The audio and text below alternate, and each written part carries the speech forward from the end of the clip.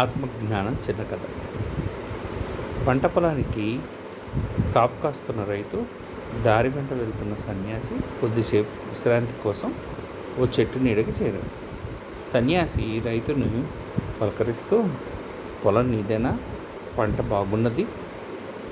ఈ ఏడు కూడా తరుణంలో వర్షాలు రావచ్చా అని అడిగాడు. రైతు సన్యాసికి నమస్కరించి, స్వామి, చేతికి దక్కిన తర్వాతే కదా పంట దిగుబడి ఎంతో తెలిసేది. వర్షాలు ఎప్పుడు ఎలా ఉంటాయో ఎవరు చెప్పగలరు?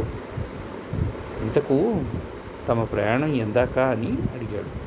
సన్యాసి దాపులో ఉన్న కొండలకేసి చూపిస్తూ, అక్కడ గొప్ప జ్ఞాని అయిన సిద్ధుడు ఒకడున్నాడు, జ్ఞానోపదేశం కోసం అక్కడికి వెళ్తున్నాను అని విచారంగా మొహం పెట్టి, అంతకుముందు సేవించుకున్న 3 గురువులు నాకు ఆత్మజ్ఞానం కలిగేలా చేయలేకపోయారు. ఈసారి నా అదృష్టం ఎలా ఉందో మరి అని నిట్టూర్చాడు.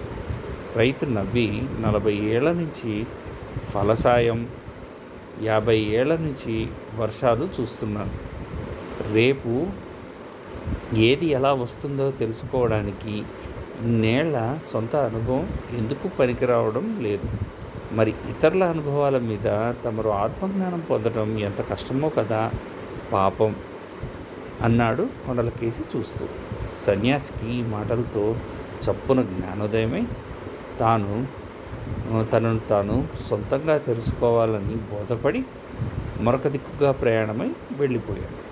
ఆత్మజ్ఞానం అంటే అంత సులువు కాదు మరి.